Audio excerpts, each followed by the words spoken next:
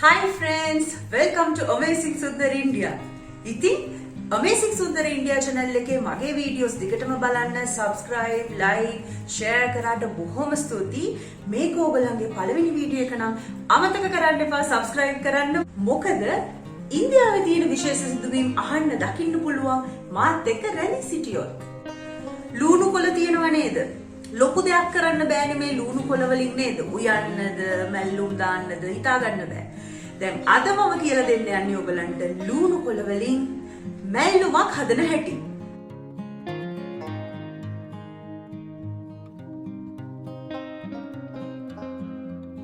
ඉතින් දැන් මේ ලුණු කොළ කියන එක අපි කන්නේ නම් රුටිත් එක්ක අපි ලංකාවේ විදිහට කනකොට අපි පලා වර්ගයක් ඉතින් කොහොමද ගන්නවනේ. ඒ පලා වර්ගය වෙනුවට ඔයගලන්ට මේ ලුණු කොළ මැල්ලුම ගන්න පුළුවන්. දැන් ලංකාවේ මැල්ලුම් කියන්නේ පොල් දැම්මොත්. මේ මැල්ලුමේ පොල් නෑ. හැබැයි තියෙන්නේ කඩල පිටි. යමු එහෙනම් කුස්සියට අපි හදමු ලුණු කොළ මැල්ලුම. දැන් මම අර කිව්ව මැල්ලුම හදන්න ලුණු කොළ මැල්ලුම අපිට ඕනේ මේ හීනියට ලියාගෙන මම ඉස්සෙල්ලා හේදුව හොදලා හීනියට ලියාගෙන තියෙනවා මේ ඔක්කොම ලුණු කොළ ටික. මෙතන ඔල්මෝස්ට් මිටි දෙකක් තියෙනවා. මේක ඉතින් චූටි වෙනවා. ඒක නිසා තමයි මම මේ දෙකක් අරගෙන තියෙන්නේ. මේ තියෙන්නේ කඩල පිටි. මදි වුණොත් තව ගන්න කියලා මම කොහොමද පුරවලා කඩල පිටි ලෑස්ති කරන් තියෙන්නේ. මේ ටික තමයි ඕන මසාලා ටික. මේ තියෙන්නේ ජීරා, ඒ කියන්නේ සූදුරු ඇට. මේ තියෙන්නේ කහ. මේ තියෙන්නේ අබ. මේ තියෙන්නේ රතු මිරිස් කුඩු. මේ තියෙන්නේ ලුණු. මේ තියෙන්නේ ගරම් මසාලා. දැන් මේ ගරම් මසාලා වෙනුවට ඔයගොල්ලන්ට පුළුවන් 3-5 ටිකක් වුණත් දාන්න. ඒකේ ප්‍රශ්නයක් නැහැ. දැන් මම ඕන ගෑස් එක ඔන් කරා. තාච්චියක් ගන්නවා මේක හදන්න. ටිකක් ලොකු තාච්චියක්. මොකද අර ටික ඔක්කොම මේකට දාන්නත් එපා. හොඳේ තාච්චිය රත් වීගෙන එනකොට මම මේකට තෙල් දානවා. ඔන්න මම දැන් තෙල් දැම්මා. ටීම දාලා මෙන්න මෙච්චර විතර ඇති. දැන් තෙල් රත් වීගෙන එනවා. මේක හදන්න පුළුවන් බොහොම ඊසි. මෙතන බලාගෙන ඉන්න අපිට දෙයක් නැහැ. හරිම පහසුයි. දැන් මේක දාලා ඉවරලා වහන්න ඕන. මම තාච්චිය දැන් වහන්න ඕන අර ලිඩ් එකත් මම මෙන්න මේ වගේ ලිඩ් එකක් ගත්තේ පිඟානක්. මේකේ වල වගේ තියෙනවා. එතකොට මේ කුඩින් තියලා මෙතන අපිට වතුර දාලා තියන්න ඕනේ. ඔයාලා දැක්කහම ඒක තේරෙයි. ඒ වගේ එකක් ලෑස්ති කරගන්න පිඟානක් හරි සාස්පාන වහන පොඩි මෙහෙම බම්ප් එකක් තියෙන එකක්. දැන් තෙල් රත් වෙලා තියෙන්නේ. මම ඔන්න අබ දාගන්නවා. ඊට පස්සේ ඒකට දාගන්නවා සූදුරු තේ හැන්දක්. ඒක හොඳට සද්දයක් ඇහෙනකොට මම අර කිව්වා වගේ දැන් මේකට දාන්න වෙන මුකුත් නැහැ. මම දැන් ගෑස් එක අඩු කරගන්නවා. ඒකද පිච්චිලා යන නිසා ඩිරෙක්ට්ලි මේකට අපිට එකතු කරන්න තියෙන මසාලා ටික. දැන් මම මේකට දානවා කහ ටිකක් ප්‍රමාණය අනුව. ඊට පස්සේ දාගන්නවා අර මිරිස් ටික. මේ ටික දාපු ගමන් ටක් ගාලා අර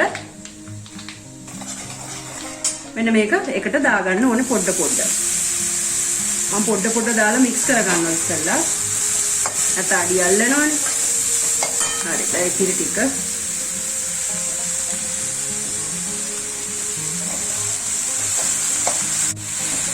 දැන් අර දාපු ඉතිරි ඒවත් එක්ක මේක හොඳට මික්ස් කරගන්න. ඒක පොඩ්ඩක් දැන් මේ සයිස් එක මේ ගොඩාක් තිබ්බට මේක චුට්ට වෙනවා. ඒක චුට්ට වෙනකන් අපි ඉන්න ඕනේ ගරම් මසාලයි ලුණුයි එකතු කරගන්න. මොකද නැත්නම් අයිඩියා එකක් නැහැනේ. අපි දැන් මේ කොළ ටිකක් තඹ ගන්න එක තමයි කරන්නේ. ඉතිරි වැඩ තියෙන්නේ පස්සේ. අපි දැන් මේක මික්ස් කරා. මම දැන් මේක වහනවා. වහලා ඔන්න බලන්න. දැන් පිච්චිලා යන නිසා මම දැන් මෙතනට වතුර ටිකක් දානවා. ඔන්න දැන් මම මේ පිඟාන උඩට වතුර දාගන්නවා. මෙහෙ මේ ස්ටීම් කරන සිස්ටම් එක. අඩිය අල්ලන්නේ නැති වෙන්න ස්ටීම් කරගන්න විදිහ. ඉතින් යට තෙතමනේ නැති වෙච්ච ගමන් මේ උඩින් ඒ ටික ගන්නවා. අඩිය අල්ලන්නේ නැහැ. ඉතින් දැන් මේ විදිහට අපි විනාඩි 5ක් විතර තියමු. දැන් මේක ආයි අපි උස්සලා බලමු කොහොමද තත්ත්වේ කියලා. විනාඩි 5කට පස්සේ පේනවද දැන්? දැන් මේ යට ටික පොඩ්ඩක් ආයි උඩට අරගෙන කලවම් කරන්න. දැන් මේකට අපි ලුණු දාගමු. ලුණු දානකොට දැන් මේ කොළ ටිකට විතරක් නෙමෙයි අපි අර බේසනුත් දානවා. මේකට බේසන් කියන්නේ කඩල පිටිත් දානවා. ඊට වැඩිපුර දැම්මට කමක් නැහැ.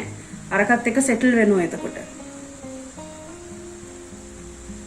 හරි.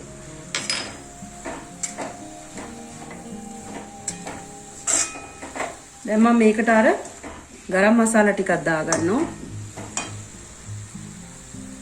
ඔයගලන්ට මම අර කිව්වා වගේ මේකට 3-5 දාගන්න ප්‍රශ්නයක් නැහැ. දැන් තමයි ඉතිරි වැඩ ටික තියෙන්නේ. දැන් මේකේ මසාල එක වගේ හැදිලි ඉවරයි. දැන් අපේ ලංකාවේ නම් දැන් මේ විදිහට හදලා වහලා හොද්ද වගේ තියලා පොල් කිරි දානවා නම් දැන් නේ කරන්නේ නේ. අපි දැන් මේකට දාමු කඩල පිටි ටික.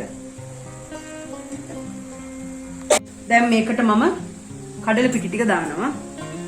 මෙහෙම හැන්දෙන් මෙහෙම විසිරුවන්න ඕනේ මේක උඩ. එක තැනකට හලා ගන්න එපා.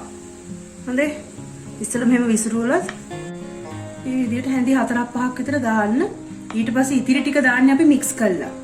දැන් බලන්න මම මික්ස් කරන විදිහ ඒක විගරස්ලි මික්ස් කරන්න ඕනේ. විගරස්ලි කියන්නේ ගොඩක් උඩට කහ පාට ගතිය නැති වෙන්න උඩට ඔහොම තල මේ මික්ස් කරන්න. දැන් මදි. මට දැන් එක මික්ස් කරපු ගමන් තේරුණා. මදි ඔයගොල්ලන්ට පේනවද ඒකේ ටක් ගාලා දැවටෙනවා. ඉතින් ඒ කියන්නේ තව දාන්න පුළුවන්. ඊට මම තවත් දානවා.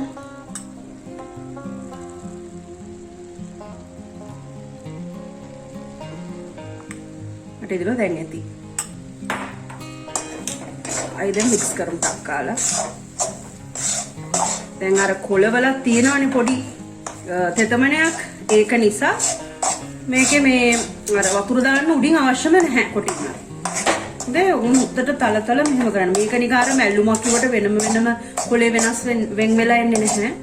මේක ඇලිච්ච දෙයක් කොටින්ම. හැබැයි වත් එක්ක ගොඩාක් රසයි. අපේ හුදිත් එක්ක මේකක් කන්න. දැන් ඕන මම මික්ස් කරලා තියෙනවා. දැන් ඇත්තටම මේක උයලා ඉවරයි. දැන් ප්‍රශ්නේ තියෙන්නේ මේකේ තියෙන කඩල පිටි ටික අමුයිනේ. අපි දැන් ඒ ටික කුක් කරගන්න මොකද කරන්නේ? ඒ ටික කුක් කරගන්න අපි ස්ටීම් කරගන්න ඕනේ. ස්ටීම් කරගන්න අර මම කිව්වා වගේ අපි දැන් ඔන්න මම දැන් අර වාජනේ තියෙනවා. බලන්න. මේ වාජනේ මේක උඩින් තියෙනවා. ගෑස් එක හොඳටම අඩු කරලා. මේ විදිහට විනාඩි 10ක් තියාගන්න කඩල පිටි ටික ඔක්කොම තැම්බිලා කුක් වෙලා එනවා. දැන් මම විනාඩි 10ක් තියලා තියෙන්නේ. දැන් ඔන්න අයින් කරමු. බලන්න දැන් මේකේ අර පුරෝල තිබ්බ වතුර ටික ගිහිල්ලා ඉවපරේට් වෙලා. හරි. දැන් අයින් කළා ආයෙත් පොඩ්ඩක් මේක මික්ස් කරගමු. තේනවද? ඔන්න අපේ මැල්ලුම රෙඩි. ඒක ඕගලන්ට උණුවෙන්ම බත් එක්ක රොටි එක්ක රෝල් කරලා හරි කොහොම හරි පාන් එක්ක කන්න පුළුවන්. මේක ගොඩාක් වෙලා ෆ්‍රයි කර හිටියොත් තවත් ඕගලන්ට පුළුවන් නම් මේක තව චුට්ටක් ක්‍රිස්පි වෙන්න පුළුවන්. තෙල් ටිකක් වැඩිපුර දාලා ඉතින් තෙල් එච්චර දාලා කන්න අපි හොඳ නැති නිසා ක්‍රිස්පි කරගන්න අවශ්‍ය නැති නිසා මේ ගානට මට රොටිත් එක්ක කන්න පුළුවන්. ඕගලන්ට පුළුවන් මේක තව ටිකක් ෆ්‍රයි කරලා ඉවරලා බත් එක්ක ටිකක් ක්‍රිස්පි වෙන විදියට උනත් හදාගන්න. ඉතින් මං හිතනවා ලුණු කොළ වලින් ඕගලන්ට අපූර්ව විදිහේ රෙසිපි එකක් අද හම්බුණා කියලා. අපි එහෙනම් ඉක්මනටම හම්බ වෙමු. Amazing Sundari India හැමදාමත් ගේන්නේ interesting topics. Bye.